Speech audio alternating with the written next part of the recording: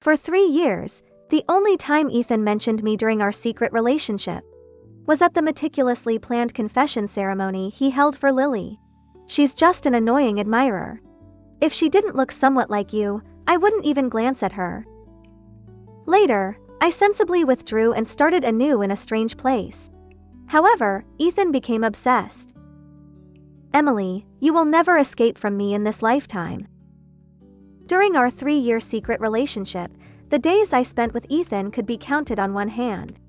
I knew he didn't like clingy people, so even when I missed him, I would only secretly go to his company to catch a glimpse of him.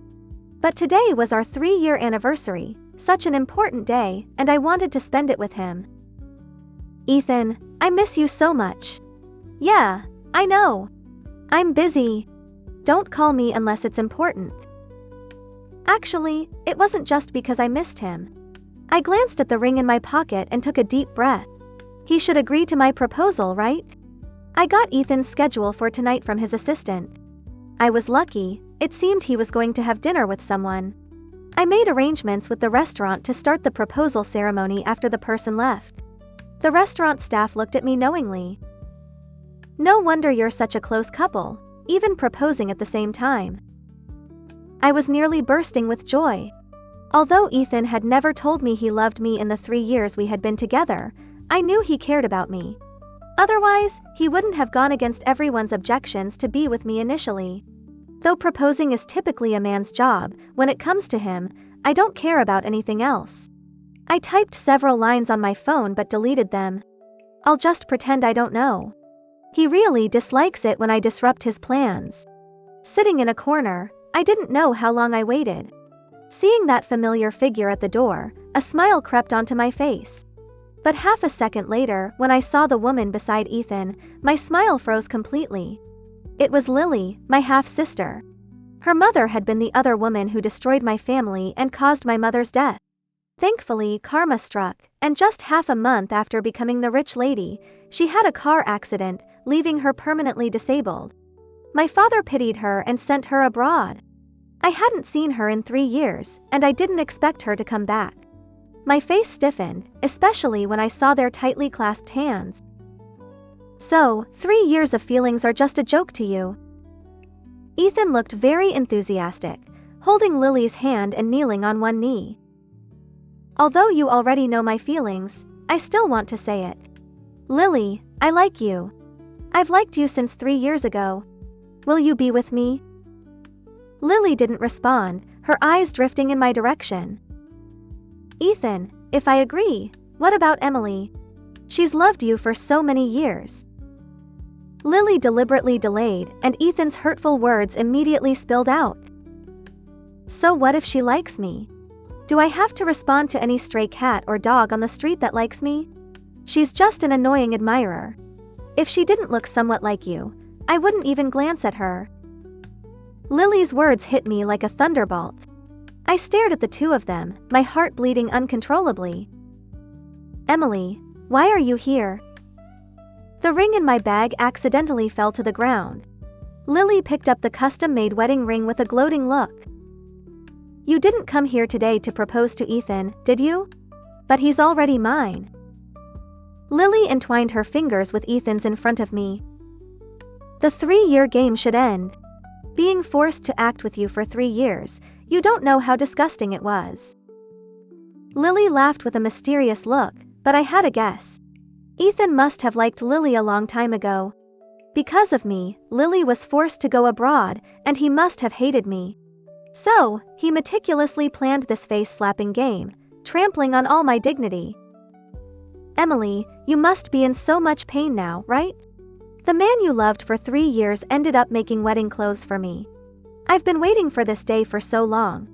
The high and mighty Miss Lee being played like a dog, it's so satisfying just thinking about it. Once emotions find an outlet, they become uncontrollable. I slapped Lily hard on the face. Looking at the furious woman, I laughed mockingly. Damn it. But how much better off am I? The back of my head was struck hard by Ethan, blood and flesh mingling. But the physical pain was far less tormenting than the pain in my heart. He said, A cold, numb beast like you deserves no love. Indeed, loving the wrong person and being played like a fool is my own fault. I lay in the hospital for half a month. The doctor said my condition was not good. Ethan's bottle hit my old injury, and the surgery had only a 40% success rate. That day, I stared blankly for an entire afternoon until the sky outside turned completely dark. I signed the critical illness notice. It was supposed to be signed by a family member, but as a lone soul who might not even be found dead, I had no family left. My father was a heartless man. Even if Lily's mother hadn't forced my mother to death, we might not have stayed with the Lee family because my father wanted control of my mother's company, and she was the largest shareholder. He must have known that my mother was invulnerable. The only weakness in her life was that insidious man, my father. Later, my mother died, and the old man took everything from her except the villa. I had thought of revenge, but my mother's last words before she died made me give up. She said her life was ruined by my father, and she hoped I could leave the Lee family and live a peaceful life. So, I heeded her words and stayed as far away from my father as possible. Ethan's appearance was the icing on the cake, but it turned out the supposed happiness was just the beginning of pain. The day before the surgery, Lily came to see me, her arrogant demeanor making me feel nauseous. "Emily, you're just a waste. What kind of Miss Lee are you? You couldn't even stop the old man from taking everything." I knew her intentions. She wanted to use me to deal with my father and reap the benefits herself. But I didn't seem as stupid as she thought. Seeing that I wasn't moved, her face suddenly darkened. "Emily, you probably don't know. My father is expanding his business empire, and the first target is Ethan's company." I sneered, my expression indifferent. But it was a lie to say that my heart didn't stir after 3 years of genuine feelings. "What are you planning to do?" Lily had thoroughly investigated me. In the past 2 years, I used the money my mother left to start several companies, and within a year and a half, they became industry leaders. Many companies were begging to cooperate with me, so why would I go to great lengths to help a man who had hurt me? Unfortunately, she was right. Despite the doctor's objections, I postponed the surgery and arranged a meeting with Ethan. But all my efforts were in vain because of the man's ruthless heart. The news of Kiwon Group's chairman changing hands hit the headlines. I clicked on the topic, and memories began to flood back. About a month ago, Ethan was unusually kind to me, showing concern and asking about my business. I had always been open with him. Knowing that I would give him anything he wanted, even my life, he used such despicable means to crush my last bit of hope repeatedly. After the regret came the pale despair. I had no home left, and the only person I had thought of spending my life with stabbed me in the back. I thought I would find it hard to trust anyone again. With the help of shares, Ethan's company overcame its crisis. Almost simultaneously, the news of Lily and Ethan's engagement topped the charts. Looking at the happy couple, I felt like a joke. In my days, I recalled what Ethan had said the day we got together. He said, "Emily, I didn't want to admit it before, but now I think about it, you really are the best to me. So, do you want to try?" Indeed, Ethan never said he loved me. Even if he used me, all I got was a good person card. And back then, knowing it was a trap, I still jumped in head first. So, I can't blame anyone for my fate now. But I no longer have the strength to be the good person that Ethan talked about. The postponed surgery was rocky. I almost didn't make it off the operating table several times, but I managed to survive. However, I forgot some things. "Senior, is that you?"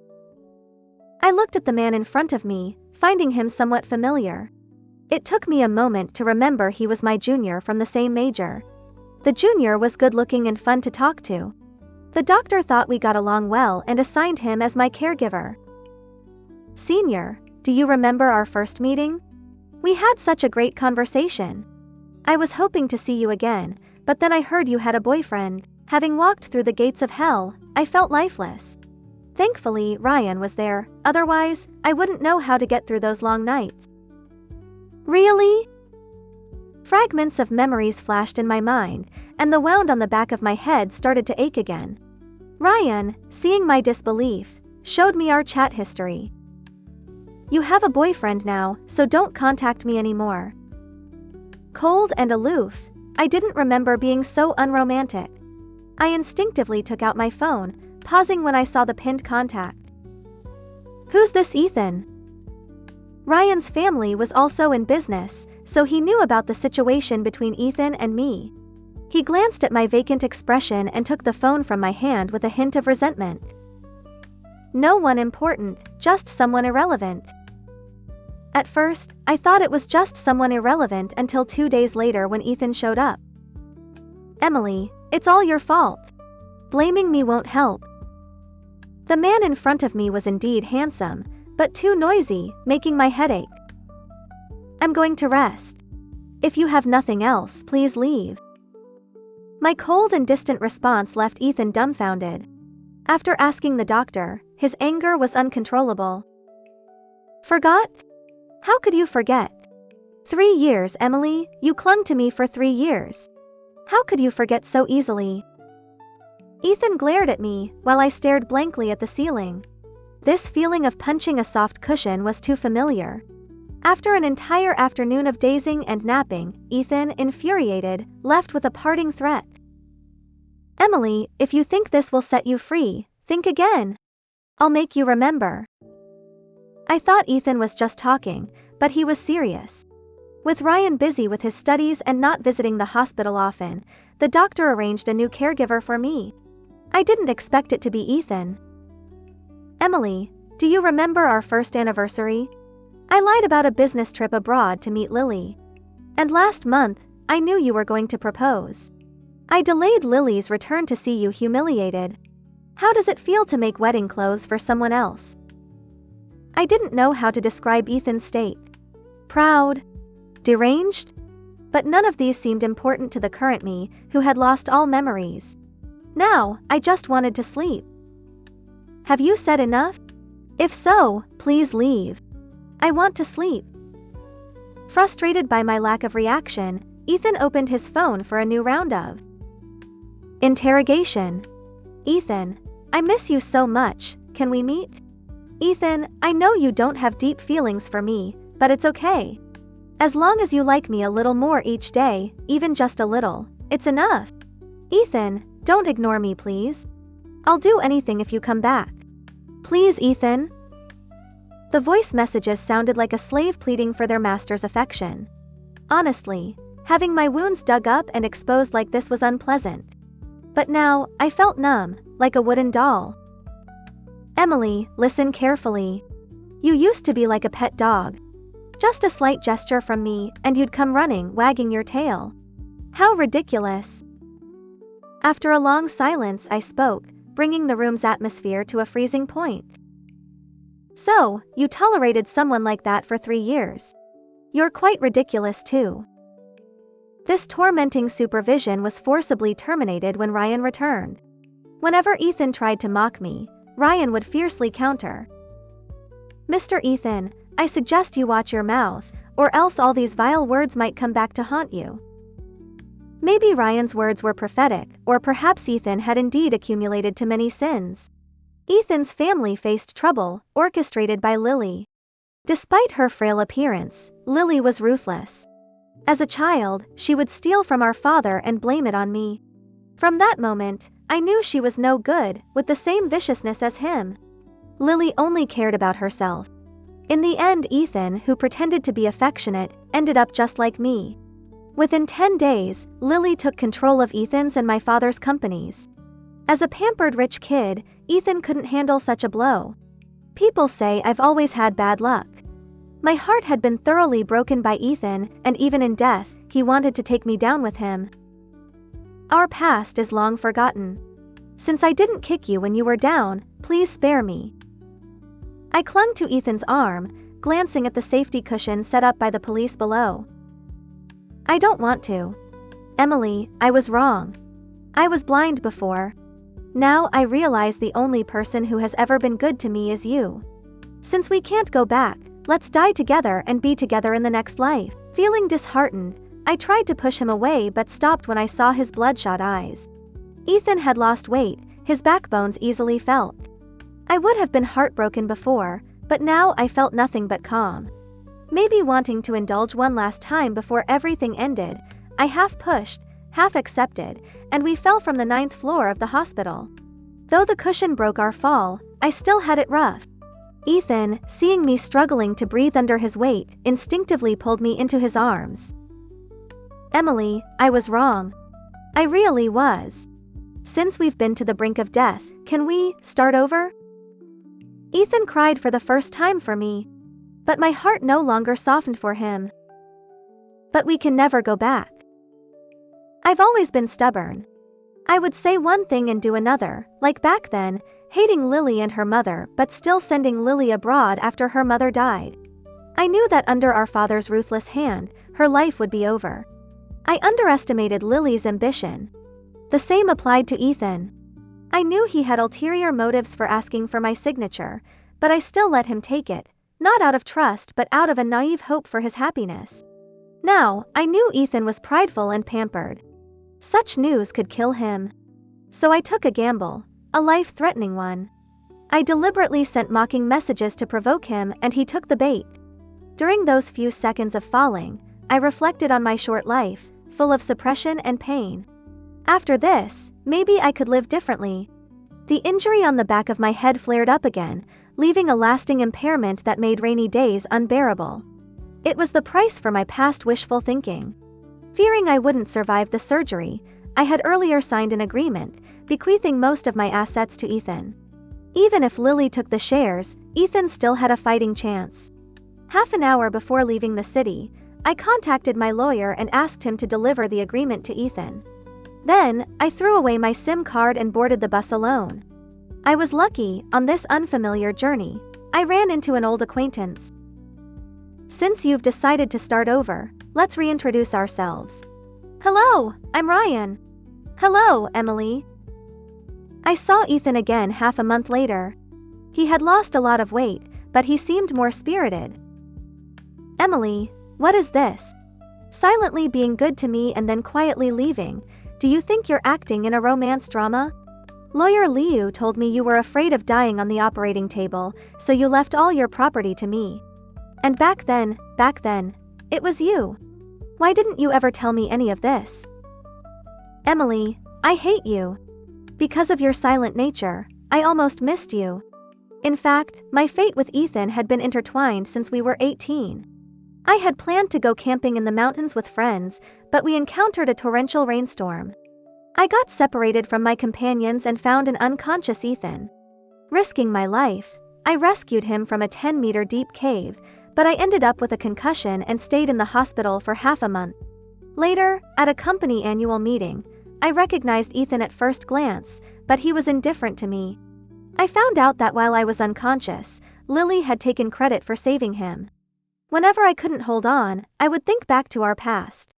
Fate isn't something that can be easily severed. But now, I was truly tired. This was the second time Ethan cried for me.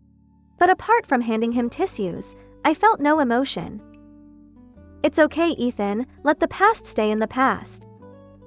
I used to be very obsessive, especially when I first got together with Ethan. I constantly thought about how to keep him by my side at all times, but then Ethan got angry with me. He said he didn't like feeling suffocated.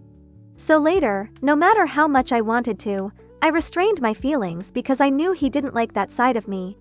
But I never imagined that Ethan's obsession was even scarier than mine. His eyes were red from crying, and when I showed no reaction, he pulled out a small knife and pressed it to his neck. You were the one who said you wanted to be with me, and now you want to leave me. Emily, I forbid it. You will never escape from me in this lifetime. Unless I die. Ethan cut himself decisively, and I was too late to stop him. Blood flowed uncontrollably from the wound on his neck, but he seemed indifferent. Emily, please forgive me, let's start over and create better memories. I knew Ethan was gambling, betting that I would turn back. But from the day we fell from the rooftop together, there was no turning back. Besides being stubborn, I have another flaw. Once I get used to something, I don't easily change. In 3 years, loving Ethan had become a habit, and I didn't want to change. But now that I was used to not loving him, I could never go back. No, Ethan. I can take you to the hospital if you're hurt, and I can lend you money if you're down and out, but I will never love you. I thought my words had made it clear enough that with Ethan's pride, he would never appear before me again. With no business to attend to and unable to stay idle, I decided to open a cafe. The next time I saw Ethan was there. What is your relationship with that Ryan? Ethan leaned against the door, his face sullen, glaring at Ryan with hostility. Employee. I'm not a talkative person, and with business being bad lately, my mood was terrible. Honestly, I never expected Ethan to be so crazy. Because of me, Ryan was not kind to him, but that brick out of nowhere made my heart tremble. Ryan was struck dizzy, with no chance to resist. Bastard, it's all because of you. Emily used to love me so much, but since you came along, she's been cold to me. Don't say it's not you. This time, Ethan didn't hit him again. Instead, he grabbed Ryan by the neck and slammed him into the table corner. Watching as Ryan's fair face was about to be marred by an ugly scar, something inside me snapped. Enough, Ethan. Stop this madness. If anything happens to Ryan, I won't forgive you. My slap made Ethan stop completely. Only when he left did Ryan, with my help, sit up. I'm sorry, Ryan. I caused this.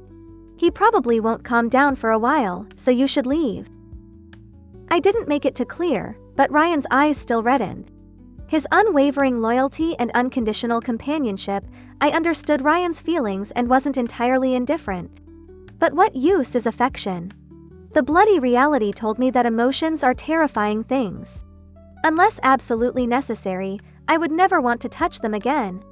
Ryan stayed with me until the cafe closed. Before leaving, he suddenly turned and looked at me seriously. Since we have to part, can I at least keep something as a memento? Ryan glanced pointedly at the pendant around my neck. After a moment's hesitation, I took it off and handed it to him. All right, someone gave this to me before, saying it would keep me safe. Now I give it to you, hoping you'll be safe and happy. I knew my good days wouldn't last long, but I never expected the accident to come so suddenly. The bus Ryan took back to the city overturned. The police searched for a day and a night, but there were no remains. I got the call in the middle of the night. By the time I arrived, my eyes were swollen from crying.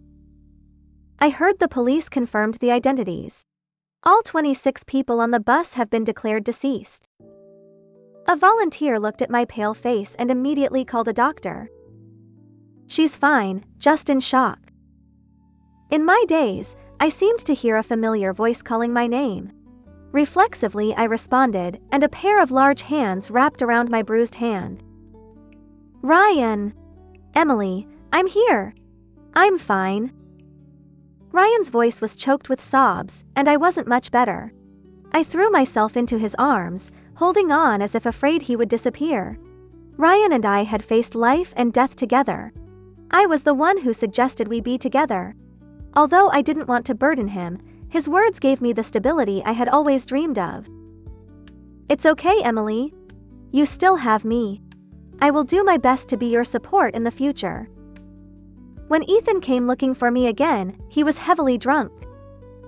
Emily, do you know? I regret it so much. If only I had died with you that day, at least we would still be together. Ryan instinctively moved to shield me, but I pulled him back. Ethan was a madman, but the one thing I was sure of was that he wouldn't hurt me. The memory of his violent outburst was still fresh in my mind. I didn't want Ryan to be hurt because of me again. Emily, do you have to be so cruel to me? Ethan's grip on my shoulder was strong, but I felt no pain. Have you had enough? If you have, then leave. 6 months before my mother passed away, she had a breakdown and was admitted to a mental hospital. The worst time I visited her, her eyes looked exactly like Ethan's now. Emily, you will regret this. You will definitely regret treating me like this today. I woke up in the middle of the night, startled by Ethan's crazy words and the intense knocking on the door. It was Ethan's parents. They said he had attempted to end his life again. He had already tried cutting his wrists and jumping off a building. This time, he chose hanging. His neck was bruised, and the doctor said he was close to death. I calmly looked at the man on the hospital bed, who brightened up at my arrival. Why couldn't they have arrived a little later? Then I could have been rid of this trouble for good. But that was just a thought. Remembering the pleas of Ethan's parents, I turned to pour him a glass of water. Ethan, for the sake of your parents, please don't try to end your life again. They're old and can't handle this kind of shock. Ethan lazily leaned against the pillow, speaking with a hint of pride. But this is the only way I can force you to come to me. At that moment, I regretted it deeply. If I hadn't been so kind-hearted back then, I wouldn't be in this trouble now. Let me tell you, this is the last time I will visit you. From now on, whether you live or die, I won't come to see you again. Ethan stubbornly grabbed my clothes, but I shook him off. Just as I was about to leave, a familiar voice stopped me. Emily, don't think I don't know. You don't want me to come looking for you because you're afraid I'll harm him. But now he's in my hands. It was an old, dark garage. Ryan was tied up, surrounded by a dozen men with iron rods. Ethan! If you dare to touch a hair on his head, I'll kill you. Ethan didn't respond. His pale lips moved closer to the phone. You heard him, boys. Give Mr. Ryan a warm welcome. The call ended there. The person who had been shouting threats moments ago was now slumped on the floor like a rag doll. What if you don't like it? Emily, you're still in my hands. If I were a wild beast, Ethan would be a scorpion with a poisonous sting. How could I win against him? Tell me, what do you want to let Ryan go? I knew he was waiting for me to beg him to bow down. It was like this 3 years ago, and it was the same now. Many times, I couldn't tell if Ethan's feelings for me were love or obsession. I want you to please me. Those 3 words pierced my ears like needles. I coldly glanced at him. My movements were swift and decisive as I began to undress. Ethan's hand traced down my collarbone, giving me a creepy feeling. Emily, you don't know how much I like this look of yours, disgusted yet forced to comply. Ethan suddenly leaned in, biting my neck in a punishing manner. He didn't let go until I couldn't help but moan. I promise, if you let Ryan go, I will stay by your side. Ethan's hand moved from my ear to my neck. Do you think you have the leverage to negotiate with me? He lifted my chin, forcing me to look into his eyes. Unless you marry me. On our wedding day, I will make sure Mr. Ryan is there. The last time I had thought about marriage was the night before I planned to propose to Ethan. I had imagined many possible reactions from him, but never the worst one. Time had changed, and now he was the one initiating, but I felt nothing but revulsion. The wedding was hastily arranged, set for the day we first met. All these days, I tried to get Ryan's whereabouts from Ethan, but he only said he would bring him when the time was right. So, I started my second gamble in this lifetime. Ethan had been acting strangely, leaving early and returning late, with few contacts. Emily, I want you to come with me tomorrow. Ethan hugged me from behind, his head resting lazily on my shoulder. Okay. This was the first time since I moved in that I had been so proactive. Ethan, seeing my enthusiasm, poured 2 glasses of wine from the cabinet. He wasn't a heavy drinker and was soon drunk.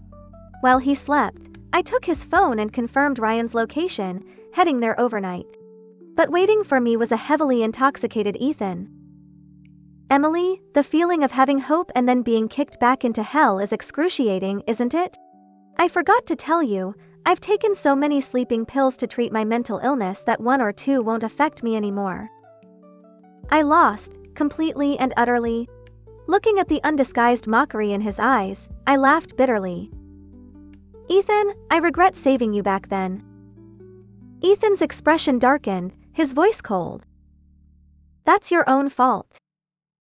Ethan took me to the valley where we first met.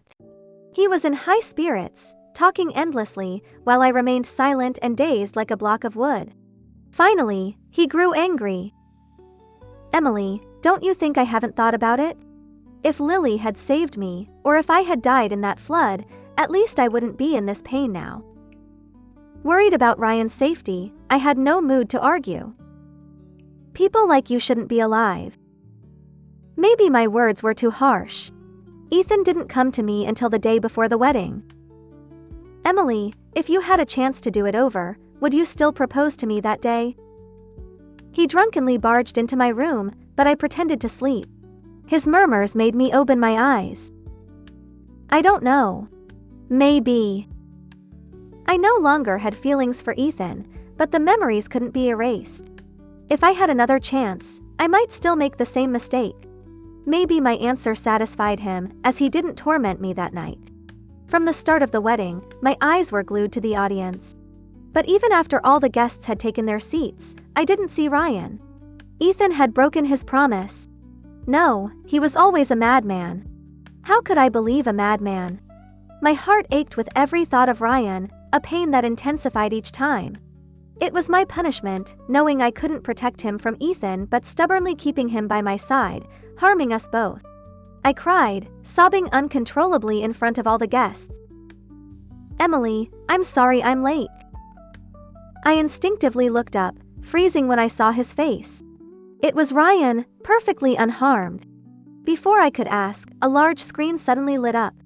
On it, a frail Ethan appeared. If I had observed closely, I would have noticed how weak he had become. But I didn't want to spare him even a glance. Emily, I'm sorry, I should have said this earlier. I admit I was initially with you for revenge, but your naive kindness touched my heart. I kept telling myself it was wrong. I liked Lily, and you hurt her so badly. I should hate you. To cut off my feelings for you, I planned that scene with Lily. But seeing you heartbroken didn't make me happy.